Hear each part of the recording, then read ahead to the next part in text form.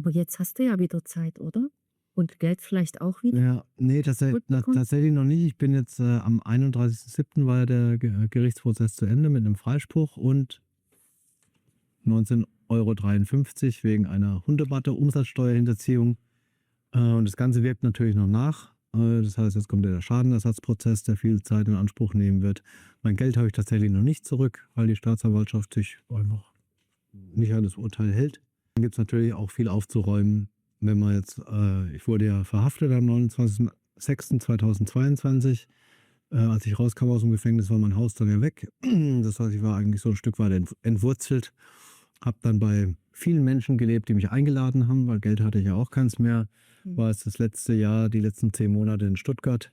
Hatte dort so eine Art WG. Am Anfang habe ich im Hotel gelebt, das war aber gar nicht meins. Mhm. Muss jetzt die Wohnung dort eben noch auflösen. Das, was ich noch habe, ist über Deutschland verteilt bei verschiedensten Menschen. Das heißt, sammle ich jetzt mal ein. Deshalb habe ich jetzt auch die Reiseroute gerade so geplant hier zum Nuoviso Sommerfest, dass ich da halt ein paar Sachen mit eingesammelt habe. Und dann, ja, also dauert noch ein bisschen. Kann man sich nicht so vorstellen, Gerichtsprozess vorbei, alles zu Ende, sondern dann, es kommt ja auch noch eine Fortsetzung von dem Buch, über den Gerichtsprozess.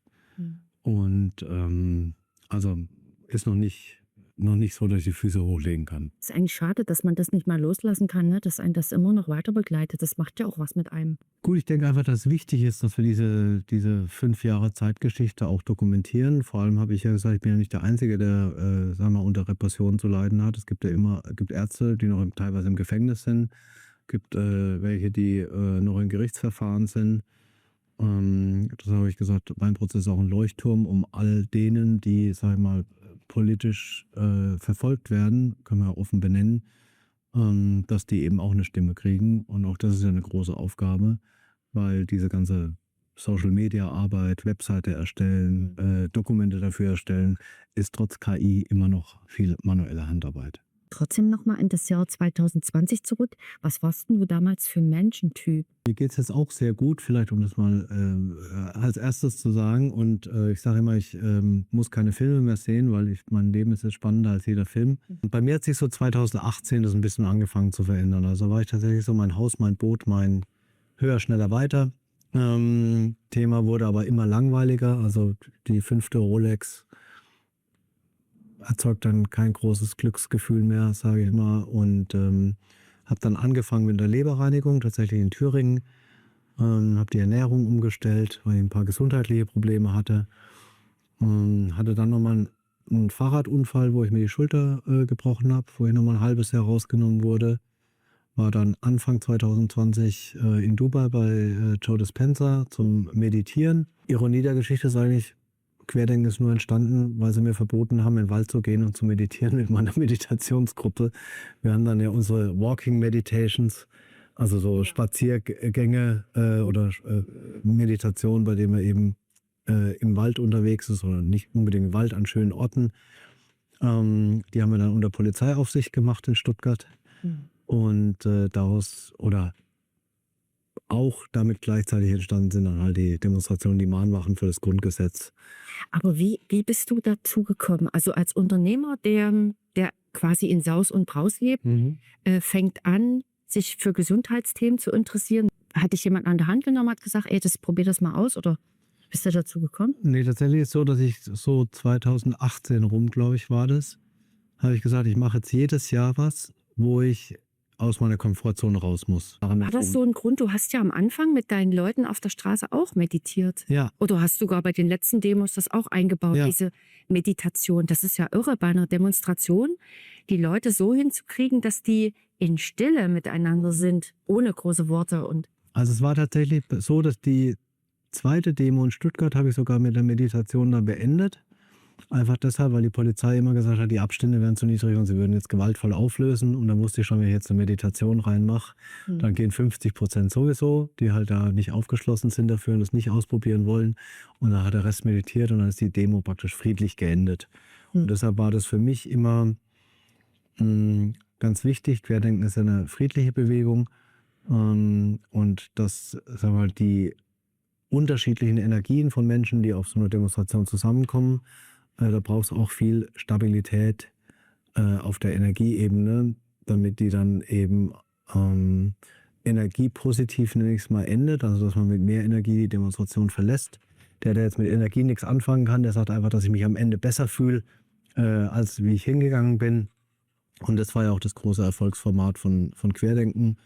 Und wir haben ja auch immer den Dada auf der Bühne gehabt, also der diese Mantras singt. Wir haben es immer vor der Demo gemacht, das heißt, die nicht wollten, konnten einfach dann später einsteigen, wenn halt das offizielle Programm losging. Es war für mich immer ein wichtiger Baustein für diese Veränderung, die jetzt ansteht, dass wir den Menschen helfen und Werkzeuge in die Hand geben, an der Mitte zu bleiben, in ihrer Mitte zu bleiben. Weil ich sage mal, die Corona-Zeit war ja eine Riesenherausforderung, eine riesen mentale Herausforderung, wo, sagen wir mal, von staatlicher Seite die Repressionen gerade so auf uns eingeprasselt sind.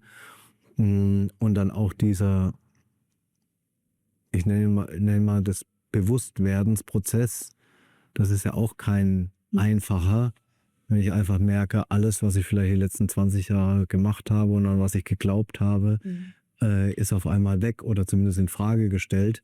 Das ist ja auch eine Sache, wo man gute mentale Werkzeuge braucht, um damit fertig zu werden. Ich habe zum Beispiel die große Demo in Berlin natürlich auch manifestiert und gesehen. Viele haben gesagt, da kommen bloß 5.000 Leute. Am Ende waren es 17.000 oder doch ein paar mehr. Ich hatte es immer gesehen, dass die ganze Straße 17. Juni voll ist. War ja auch ein bisschen risikoreich, sag mal, das, was wir da an Equipment und an Lautsprechern aufgebaut haben, war ja eine Viertelmillion, was das Ganze gekostet hat. Da muss man schon überzeugt sein, dass das auch Realität wird. Und ab dem Zeitpunkt war es mir eigentlich egal, weil ich habe mich gefühlt und bloß weil die Presse jetzt irgendwas über mich schreibt, also es ist ja eine Geschichte, die erfinden. Und es waren immer so viele Teilnehmer, also in Stuttgart waren ja auf dem Cannstatter Wasen schon 20.000 Teilnehmer, als auch der Stefan Homburg zum Beispiel da war und gesprochen hat. Dann habe ich gelesen, was über den geschrieben wurde. Und dann dachte ich einfach nur, ach komm, jetzt bin ich da in guter Gesellschaft. Dann kam der Psiram-Eintrag. Aber es hat mich eigentlich nie groß tangiert, weil ich wusste, das entspricht, also es ist einfach nicht die Realität. Warum hast du aber immer weitergemacht? Also du hast ja ordentlich eins auf die Mütze bekommen. Die Frage ist ja einfach, was ist die Alternative? Es ist ja nicht geendet. Es war ja nicht so, dass Ende 2020 irgendwie Reflexion bei der Bundesregierung und bei den Eingesetzten, sondern die haben die Lockdowns ja bis Ende 2023 noch durchgezogen. Und es wurde ja immer schlimmer. Also eine Impfstoffentwicklung dauert in der Regel 5 bis 10 Jahre nach dem alten Prinzip. Jetzt soll da irgendwas gemacht werden innerhalb von 3 Monaten. Wahrscheinlich wird man noch versuchen, eine Impfpflicht einzuführen, also das verpflichtend zu machen.